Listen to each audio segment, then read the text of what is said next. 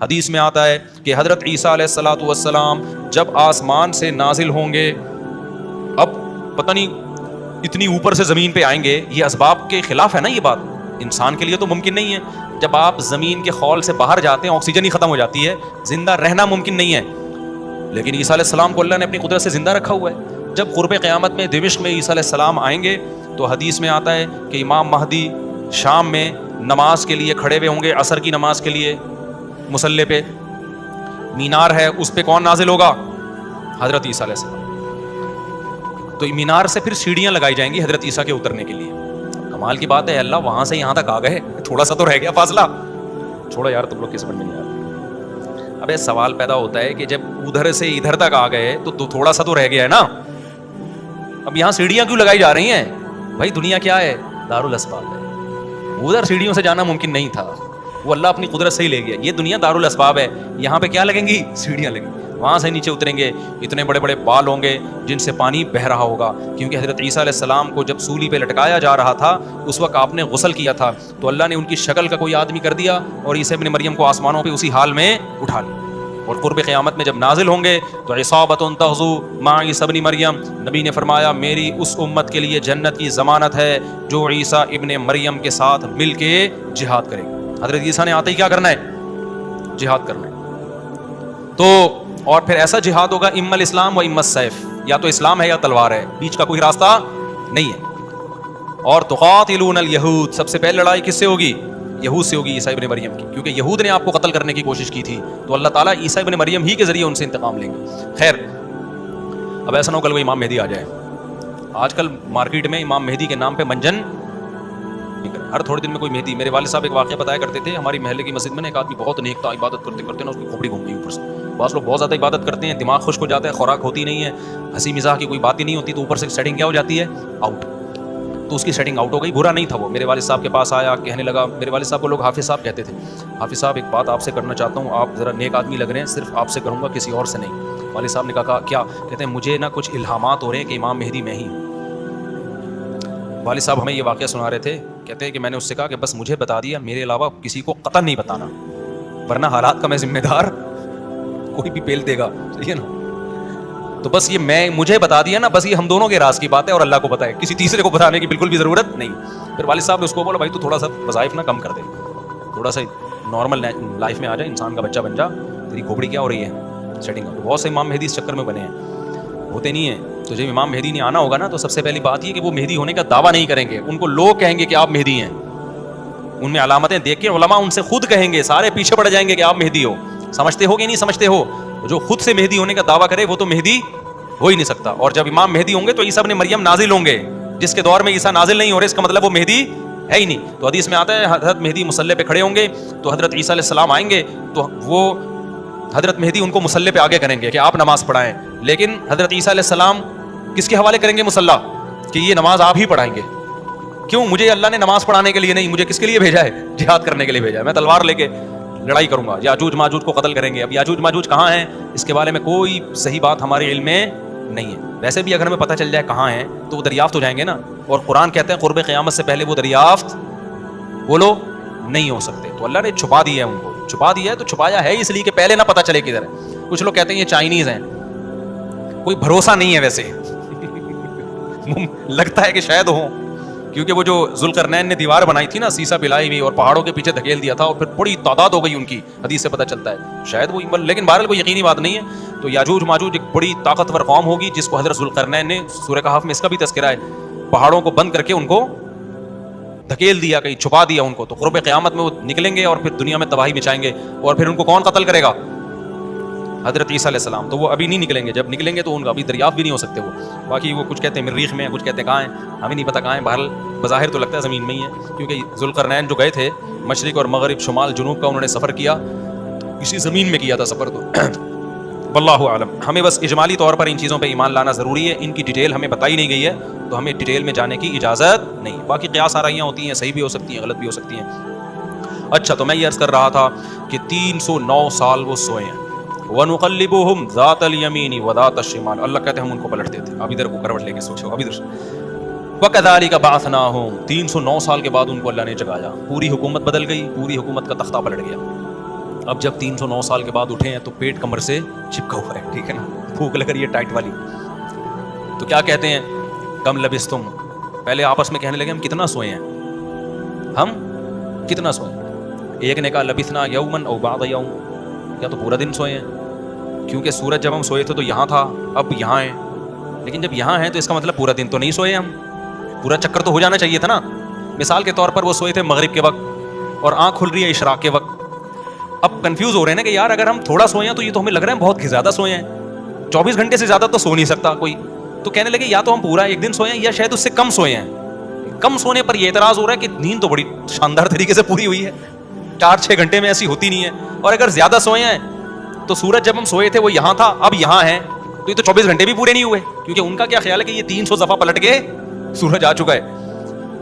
جب کافی دیر ان کی بحث ہوئی تو کہنے لگے ربکم اعلم بکم, اللہ ہی جانتا ہے بھائی کتنا سوئے ہیں, اس بحث سے کوئی فائدہ نہیں ہے, ابھی تو روٹی کی فکر کرو.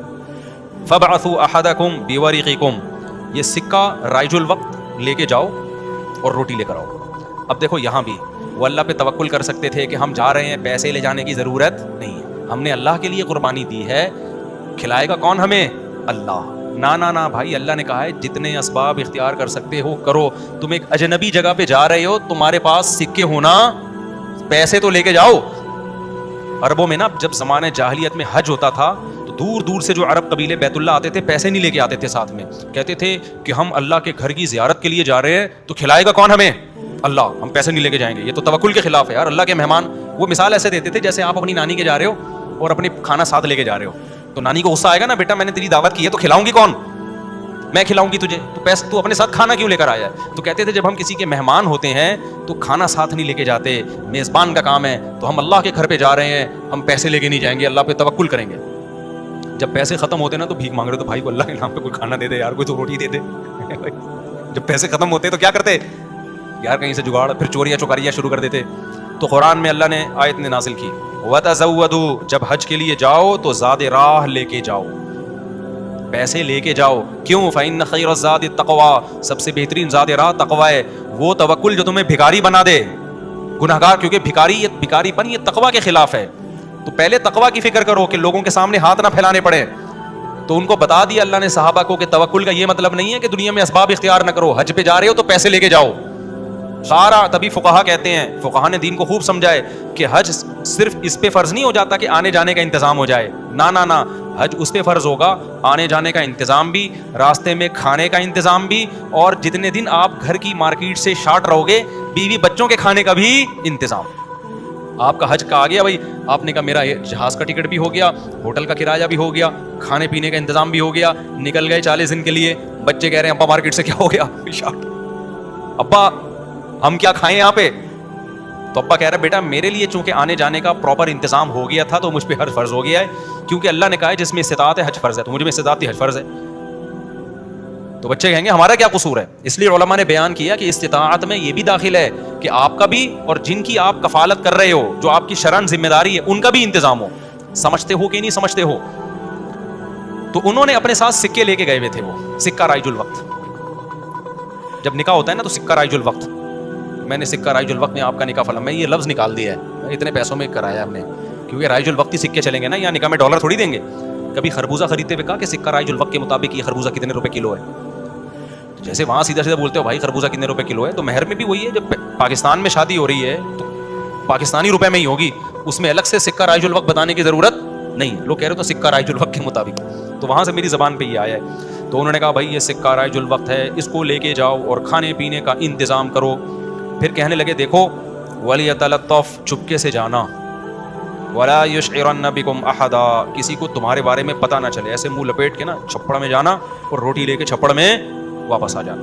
اس سے بھی پتہ چل رہا ہے کہ وہ اپنی حفاظت کا پورا انتظام کر رہے ہیں, پھر اللہ پہ توکل کر رہے ہیں. کتا بھی ساتھ لے کے جا رہے ہیں تاکہ اجنبی لوگوں سے ہماری حفاظت ہو, یہ بھی پورا انتظام. اور اس کے بعد بھی ایک بندے کو بھیج رہے ہیں بھائی لپٹ کے جانا, پتہ نہ چلے, پکڑے نہ جائیں ہم. اور آگے انہوں نے کیا کہا, فَلْيَنظُرْ أَيُّهَا أَزْكَىٰ طَعَامًا, دیکھنا پاکیزہ کھانا ہو, حلال کھانا لے کے آنا. اس سے بھی پتہ چلتا ہے کہ چونکہ غیر مسلم ریاست تھی نا, وہاں ان پر واجب تھا کہ کھانا خریدنے سے پہلے تحقیق کر لیں کہ حرام ہے یا حلال. اسلامی ملک میں اس تحقیق کی ضرورت نہیں ہے کیونکہ حلال ہی ہوتا ہے. یہاں آپ ہوٹل میں بیٹھ کے پوچھیں یہ گدھے کا گوشت ہے یا بکرے کا گوشت ہے, وہ رکھ کے ایک تھپڑ لگائے گا آپ کے. کیوں بھائی؟ غالب یہی ہے کہ جب سامنے والا انسان ہے اور مسلمان ہے تو گوشت بھی انشاءاللہ حلال ہی ہوگا. سامنے والا گدھا نہیں ہے تو گوشت بھی گدھے کا.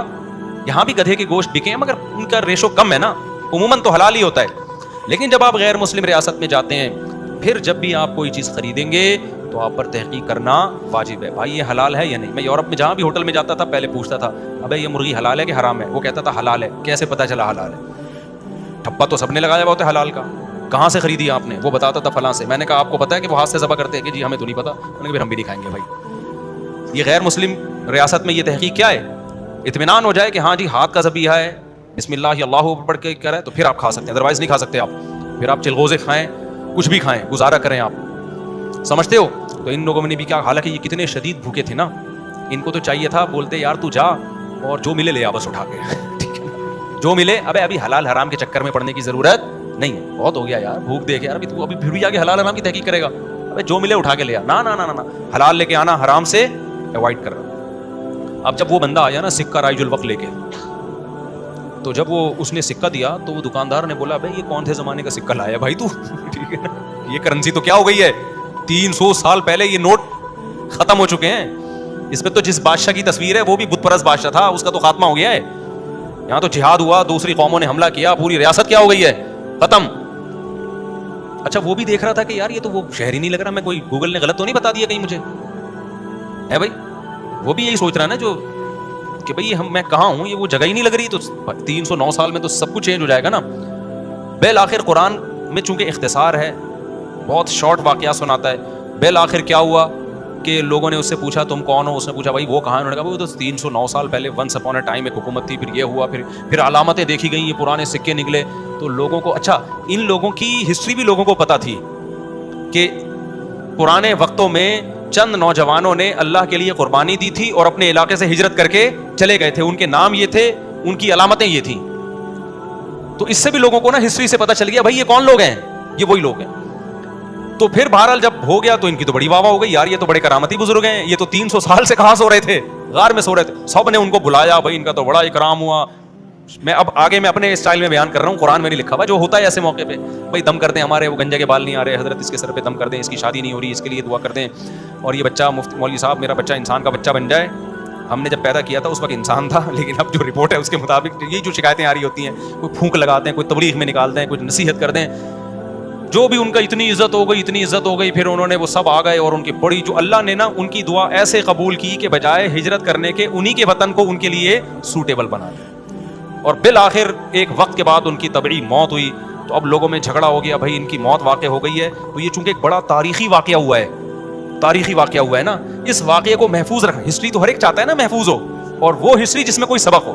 تو کسی نے کہا ہم قبہ بنائیں گے, کسی نے کہا ہم کیا بنائیں گے, لیکن جو غالب لوگ تھے, جن کو اللہ نے غلبہ دیا تھا, انہوں نے کہا لنتخذن علیہم مسجدا, ہم ان کی غار, کہا جاتا ہے کہ اسی غار میں ان کو دفن کیا گیا, جس غار میں انہوں نے زندگی گزاری نا, ہم ان کے غار کے قریب ایک مسجد بنائیں گے تاکہ اس مسجد میں نماز بھی ہو, عبادت بھی ہو, عقیدہ توحید بھی زندہ رہے. کیونکہ انہوں نے قربانی توحید کے لیے دی تھی, اور مسجد توحید کا سب سے بڑا ذریعہ ہے.